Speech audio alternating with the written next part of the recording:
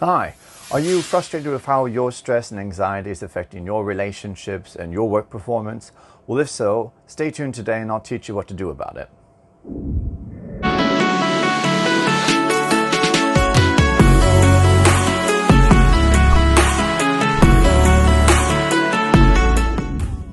Hi guys, welcome back. So today's episode is about one of my most favorite topics to speak about at work with my patients. It's stress or anxiety.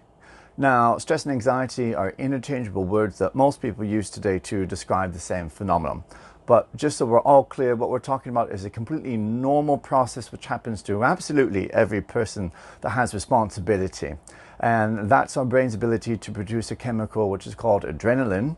Adrenaline is produced by the part of our brain which is called the amygdala. And if it produces too much adrenaline, you're going to feel flighty, you'll feel like you've got to fight, or you might actually be completely frozen. It will actually produce three different sort of physiological and psychological reactions. But regardless of that type of a response, each and every one of those have an evolutionary adaptation. It has an advantage, but unfortunately for some people, myself included, from time to time, we get a little bit too anxious or stress gets the better of us and it really starts to affect our relationships and work performance. So today I'd like to share some of my top tips with you about what you can do about it that might make a difference for you.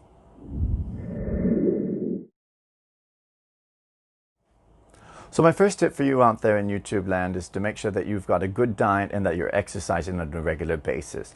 A lot of the people that I work with that are suffering from anxiety disorders don't actually eat appropriately and they don't exercise nearly enough. And because of that, the body produces too much adrenaline and the body just doesn't have an opportunity to burn it off like you'd burn it off with regular exercise, and in turn they end up actually having anxiety disorders. Same thing for diet as well too. If we're not actually fueling our body with appropriate nutrients, the brain produces again too much adrenaline, which is its natural way of trying to encourage us to take better care of ourselves, and in turn we experience too much stress and too much anxiety.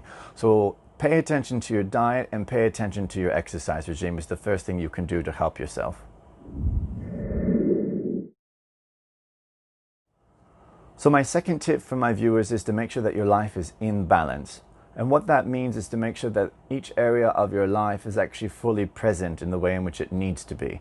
If we're living in an imbalanced state, the mind will produce anxiety, and it's kind of its way of kind of tapping us on our shoulder to try and get us to pay attention to something that we're missing. I'll put the areas in which I really focus on with my clients in the video description below, and all you need to do is just rate where you are from 1 to 10 in those areas. Anything below where you would ideally like it to be means that you need to pay attention to it. And paying attention to it and thinking about what you can do to contribute to a positive difference in that area should lower your anxiety. So my third tip for my viewers is to pay attention to past life events. If you're having difficulty pinpointing what's going on in the now that could be responsible for your stress and anxiety, there's a good chance that it's in your past. A lot of my clients that have had issues with anxiety attacks or panic disorder never actually adequately dealt with things that were affecting them from their past. Traumatic events such as being abused or the death of a loved one or being made redundant can affect us years after it actually has happened. And if there's something in your life that you haven't dealt with in terms of your past, you might want to consider working with a professional. My fourth tip is about meditation. Now, meditation has been shown clinically to be effective in lowering stress and anxiety levels, and if you haven't tried it, you might want to think about it. Oftentimes when I bring it up, my clients will push back at the idea because they think it's something which is religious or something which is spiritual, which for some people it is and can be. But it also can be very secular. You can meditate when you're cooking. You can meditate when you're exercising. You could meditate when you eat a piece of really good chocolate. As long as you bring your intention to focus upon that event as you're experiencing it, and you just really focus and observe on what's going on for you, that's meditation. And it has been shown clinically to be effective. So if you haven't tried it, go ahead and try it, but don't be surprised if you get frustrated in the beginning and your mind starts to wander. All you have to do if the mind wanders is bring it back to what you were focused upon just prior to the distraction with compassion and kindness. Don't get frustrated with yourself. Just bring it back with kindness and compassion and refocus. And that's all you have to do in order to meditate.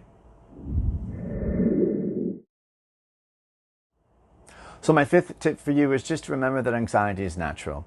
Anxiety will come in waves and it will leave, just like any other feeling.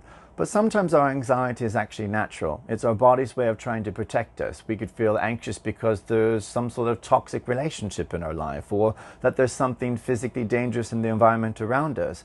So don't be so quick to always dismiss the anxiety in your life. There might be a very good reason for why you're feeling it. If you liked today's video and these tips, think about subscribing to my channel, or feel free to repost this and share it with your friends and family. I'd appreciate that. And I'll look forward to seeing you soon. Bye.